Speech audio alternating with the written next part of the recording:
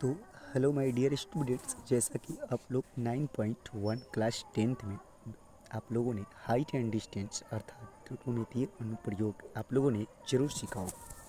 ठीक है, बट मैं ये जो वीडियो आप लोगों के लिए लेकर के आया हूँ, ये एक ऐसी वीडियो है जिसमें आप किसी भी क्वेश्चंस को देखें और आंसर टिक लगाएं। ठीक है, बड़ा से भी बड़ा क्वेश्चंस को आप बना सकते हैं बिल्कुल केवल देख करके। ठीक है, इस वीडियो को ना करें और क्वेश्चन को देखें, मैं आपके लिए बना कर रखा हूँ। ठीक है, तो डियर स्टूडेंट्स, ये डायग्राम को आप देख रहे हैं, इसमें एक सबसे पहला जो ये है, इस त्रिभुज को आप लोग देखें, समझ रहे हैं।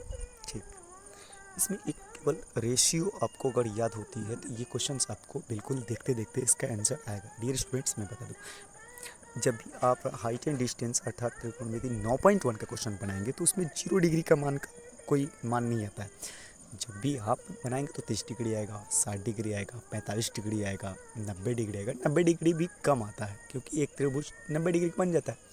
अगर समकोण त्रिभुज में यहाँ अगर 90 डिग्री का बना तो बाकी सब डियर स्टूडेंट्स 90 से कम तो ही बनेंगे ना, इसलिए 30, 60, 45 का ही वैल्यू हम लोग 9.1 में चैप्टर करते हैं। ठीक है, बट थोड़ा सा आगे हम बढ़ेंगे। डियर स्टूडेंट्स, इस त्रिभुज में आप देखें, अगर मान लो ये 90 डिग्री यानी 90 डिग्री, ठीक है, और ये मान लेते हैं 45 डिग्री, थीटा का मान, ये फिक्स है कि थीटा का मान, केवल ध्यान से देखते जाएंगे। अगर ये 90 डिग्री और ये 45 डिग्री तो ये भी क्या डिग्री बचा, 45 डिग्री बचा होगा, ये फिक्स है। ठीक है, अच्छा मान लेते हैं, ये मान लो कि इस त्रिभुज में अगर ये 90 डिग्री, ठीक है, तो ये दोनों को मिलाकर के 90 होनी चाहिए, ये दोनों को मिलाकर के 90 होनी चाहिए।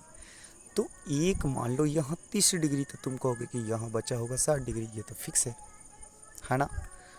बहुत सुंदर, बिल्कुल सुनते जाए। तो डियर स्टूडेंट्स, उस अनुपात को हम लोग बाद में देखेंगे, पहले इसको देखें, बिल्कुल आंसर आपको आएगा। बस 45 वाला पहले देख लें। अगर 45 डिग्री कहीं उन्नयन कोण अगर 45 डिग्री की बन रही है, और नमन कोण भी मैं वीडियो बना कर दूंगा, बट ये उन्नयन कोण की है, समझ गया। ठीक है, और ये जो कोण उन्नयन कोण का है, तो क्योंकि थोड़ी बहुत बेसिक तब जानते हैं। तो डियर स्टूडेंट्स, अगर ये 45 डिग्री, तो ये फिक्स है कि ये 45 डिग्री, तो आप इन से जो बना रेशियो है इनको देखें। अगर ये 45 डिग्री की कोण बन रही है तो 45 डिग्री के ठीक सामने देखें यहाँ लंब, और यहाँ लंब अगर ये 1 है तो ये फिक्स है।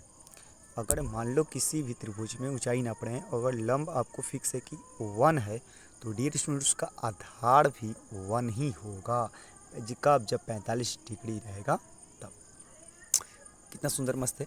अगर मान लो यहाँ 10 है, 10 मीटर है, तो फिक्स है कि उसका आंसर, अगर आधार की बात करें, दूरी की बात करें, तो 10 ही होगा। बताओ कितना मस्त है, कितना ये जो रेशियो आप सीख रहे हैं कितनी मस्त आंसर ला रहा है। अगर मान लो कि आप ऊंचाई माप रहे हैं और किसी ने कहा कि एक मीनार खंभा है, समझ गया। चलिए इसको थोड़ा सा हटाता हूँ। ठीक है, यहाँ देखें, देख करके आप आंसर बताएंगे, बड़ा मस्त वीडियो होने वाला है, आप देखते रहे। डियर स्टूडेंट्स, मैं बता दूं कि यहाँ मान लो ये 20 मीटर है, ये एक खंभा है, और खंभा से दूर स्थित एक बिंदु है, चाहे लड़का है, दूर है, और ये देख रहा है 45 डिग्री के कोण पर, और खंभे की ऊंचाई 20 मीटर है। तो लड़का जो है 45 मीटर उन्नयन कोण देख रहा है, तो बट कितने दूरी पर है, तो आप डायरेक्ट कहेंगे अगर 45 डिग्री लंब है 45 डिग्री, तो आधार भी कितना होना चाहिए, 45 डिग्री। ये टनाक दे इसका आंसर मान देंगे कि ये 20 मीटर की दूरी पर लड़का है। बट मेरे बात समझो, तो ये 45 डिग्री पर भी 1 आंसर, और 45 डिग्री पर भी 1। लेकिन डियर स्टूडेंट, जब 90 की बात करें, अगर ये 90 मतलब इस 90 के सामने वाले देखो, इस 45 के सामने सेम वही रहेगा 1, और इस 45 का भी सामने 1, यानी जितना लंब उतना आधार। बट इसका कण जो होगा ना, वो √2 के अनुपात में रहेगा। डियर स्टूडेंट्स, मैं बता दूँ, ध्यान दीजिए, √2। अगर यहाँ 1 था तब न √2, तो कैसे रूट आया, तो 1 गुना √2 बराबर √2 आया था, 1 से गुना था तो √2। अगर मान लो यहाँ हमने रखा 10 की वैल्यू, आपको बता रहा हूँ, ठीक है, 45 डिग्री की अभी बात चल रही है, बहुत मस्त आंसर तुरंत आएगा, घबराना नहीं है। ठीक है, और वीडियो को ज़्यादा से ज़्यादा शेयर करें। क्योंकि वीडियो बनाने में बहुत टाइम लगता है। मैं बता दूँ यहाँ 10, तो यहाँ भी कहोगे 10। तो डियर स्टूडेंट्स, इसका जो कर्ण की जो लंबाई अगर निकालना चाहते हैं तो कर्ण की लंबाई कितनी होगी, तो 10√2, बस हो गया, उतना ही से उसमें गुणा कर दो। आई होप समझ में आया हो। तो ये बात तो आप लोग समझ गए। अब हमारी आती है दूसरी टॉपिक की बात, ठीक है। अगर लंब मान लो 15, तो तुम क्या कहोगे, ये 15 है कि ना। आपको याद रखनी है कि बस 45 के सामने 1 तो 1, इस 45 के सामने 1 तो 1, लेकिन 90 के सामने वाला √2। तो मैं बता दूं, अगर ये निकलना हो तो √2 से केवल गुणा कर दो। जो भी दिया है लंब उसमें केवल √2 से गुणा कर दिया करो। मान लो 15 तो 15√2 टन, इसका आंसर आ जाएगा। समझ गए, ठीक। चलिए डियर स्टूडेंट्स, मैं देर न करते हुए आपको लेकर के चलता हूँ, इसको क्लीन करता हूँ, क्योंकि ये आप समझ गए हैं, जगह मेरे स्पेस बच जाएगी, है ना। समझ रहे हैं ना। चलिए, बहुत अच्छी बात है कि आप लोग तुरंत समझ रहे हैं। अब बात आती है 45 जब हट जाती है तो हमारा 30 और 60 का ही बात आती है। समझ गए, 30 और 45 की ही बात आती है कि ना।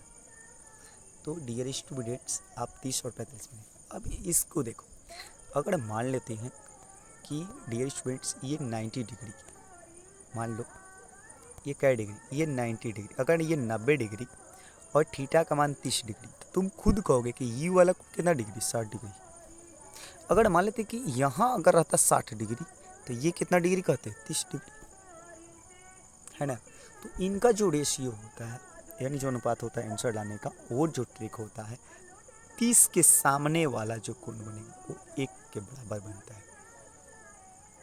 किसके बराबर, 1 के बराबर बनता है, ठीक है। अब √30 डिग्री बना है तो ये फिक्स है कि ये 1 मीटर ही ऊंचाई होगा। समझ गए। अगर यहाँ 60 डिग्री बना है तो ये सामने वाला जो दूरी होगा वो √3 के बराबर होगा। अब चाहे गुना हो, आप गुना करते रहें।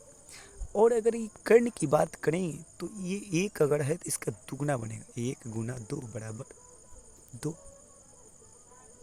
समझ गए। तो बस याद रख लें, कब जब 30 60 90 वाली बात रहे तो बस 1 और √3 और इसका 2, इसका 2। बोलो, आई होप कि रेशियो इसको समझ में आया होगा आपको। फाइनल इसका आंसर कर लेते हैं। एक क्वेश्चन आपको सामने, बस केवल आपको रेशियो याद करके रखना है। रेशियो अगर याद रहा, बस 30 के सामने 1 याद रखना है, 60 के सामने √3 याद रखना है और 90 के सामने केवल 2 याद रखना है, ठीक है। चलिए अगली एक क्वेश्चन सब आपको देते हैं, इसको क्लीन कर देगा केवल प्रोडक्ट। अच्छा देखते हैं, रेशियो आपको बिल्कुल याद होगा। चलिए,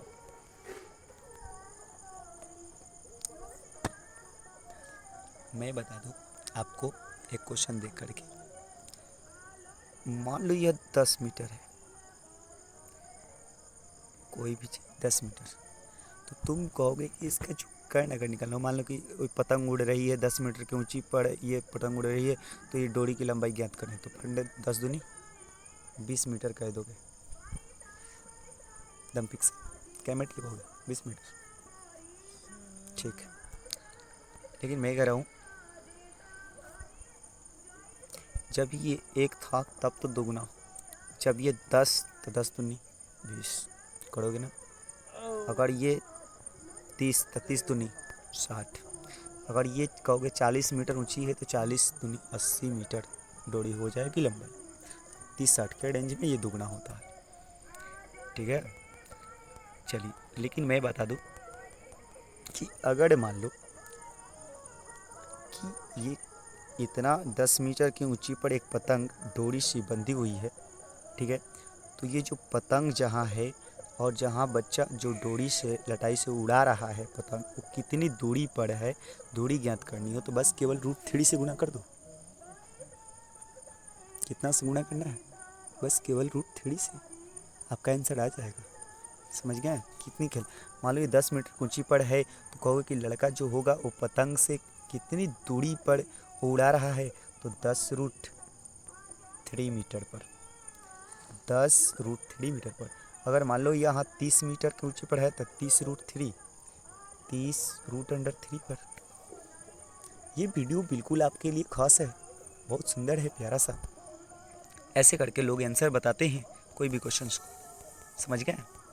बड़े बड़े टीचर जो होते हैं ना, ऐसे करके आंसर बता देते हैं। क्यों? बस रेशियो याद रखते हैं। कौन रेशियो भैया? फिर से 30 के सामने 1, 60 के सामने √3 और 90 के सामने डियर स्टूडेंट्स 2। अगर 30 डिग्री का कोण बना तो उसके सामने वाला भुजा कितना रहेगा? 1 रहेगा। और 60 डिग्री के सामने वाला को √3, और उसके बाद जितना हो उसके गुना करते जाएंगे। मान लो यहाँ 10 मीटर, तो हम तो जानते हैं कि 30 के मीटर 1 होता है, तो यहाँ 10 है तो ये वाला कण कितना? 10 दूनी 20 हो जाएगा, समझ गए। अगर 30 मीटर है तो हम समझते हैं कि 30 मीटर तो एक एक तो एक था, बट ये 30 से गुना हुआ 30, तो उसमें भी 3 से गुना कर दो, 30 दूनी का 60 मीटर। लेकिन यहाँ √3 से गुना होगा, बस इतना ही याद रखना। आई होप कि समझ में आया होगा। ज़्यादा लंबा ना करते हुए वीडियो मैं नहीं करता लंबा, आज के लिए बाय बाय टाटा करता हूँ। ये क्वेश्चन क्योंकि आपको समझ में आया होगा बेसिक, और इस तरह से आप क्वेश्चन को बना सकते हैं। मैं दोनों के लिए रेशियो आपको एक बार लिख देता हूँ, आप लोग समझ जाएँ, दोनों त्रिभुज के लिए, ठीक है। आप दोनों के लिए समझ जाएँ।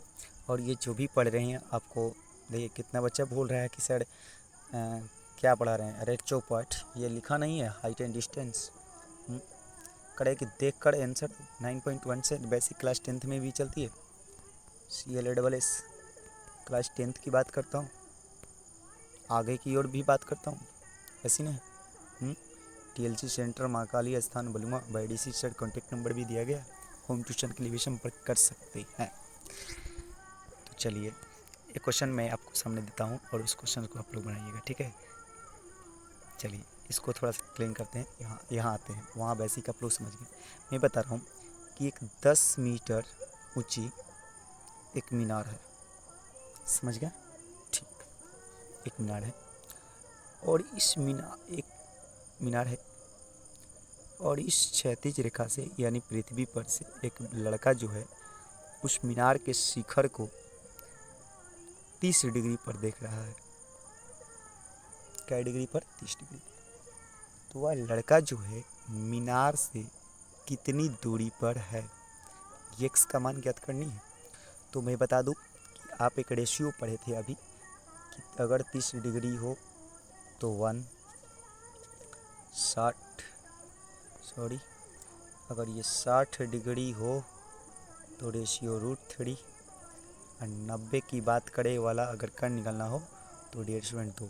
तो मैं बताओ कौन सा फार्मूला लगेगा। ये 30 डिग्री का उन्नयन कोण बना हुआ है, समझ गए कि ना समझ गए।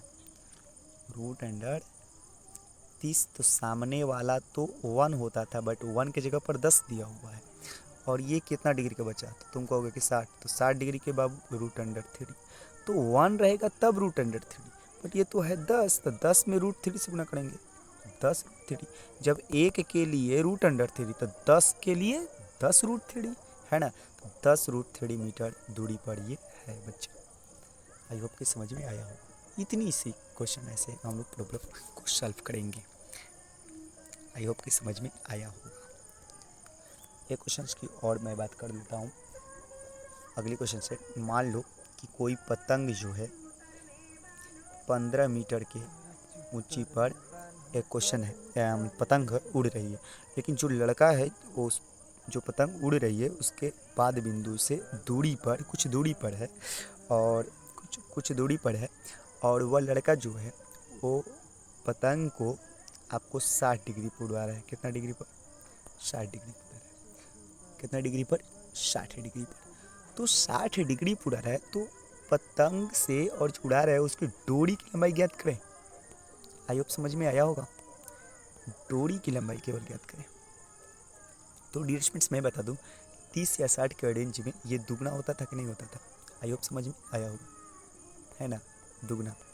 तो मैं बता दूं कि 60 डिग्री पर वो उड़ा रहा है, तो ये कितना डिग्री, तो 60 के सामने आप देखते हैं, और तो ये कितना डिग्री बचा होगा, ये कितना डिग्री बचा होगा, 30 डिग्री। कितना डिग्री बोलो? 30 डिग्री, है ना। ये और ये 90 डिग्री, तो ये 90 डिग्री और ये 15 मीटर दूरी पर है। तो अब डोरी की लंबाई ज्ञात करनी है। आई होप समझ में आया हो। तो डियर स्टूडेंट्स, मैं बता दूं कि 30 के सामने क्या होती थी, 1, तो 1, और 60 के सामने बोलो रूट अंडर 3, रूट अंडर 3। तो रूट अंडर 3 के जगह पर आपको 15 दे रखा है। कितना? 15। समझ गए? रूट अंडर 3 के जगह पर आपको 15 दिया गया है। समझ गए? कितना दिया हुआ है? 15। तो डोरी की लंबाई, तो पहले तो इसके ही दुगना होता है। इसके क्या होता था? दुगना। तो मैं बता दूं, तो इसके दुगना होता था कब? जब यहाँ 30 डिग्री थीटा का मान रहता था तब, है ना? 30 डिग्री, क्योंकि 30 डिग्री के सामने 1 था, तो 1 का ना दुगना होता था, है कि ना? बट यहाँ तो 60 डिग्री है। तो मैं बता दूं, रूट 3 के बराबर में 15 दिया हुआ है, तो 1 के बराबर में कितना कहोगे? तो 15 रूट अंडर 3 कहोगे कि नहीं कहोगे? एक की नो वैल्यू ज्ञात करनी है पहले, तब ना वहाँ दुगना करोगे।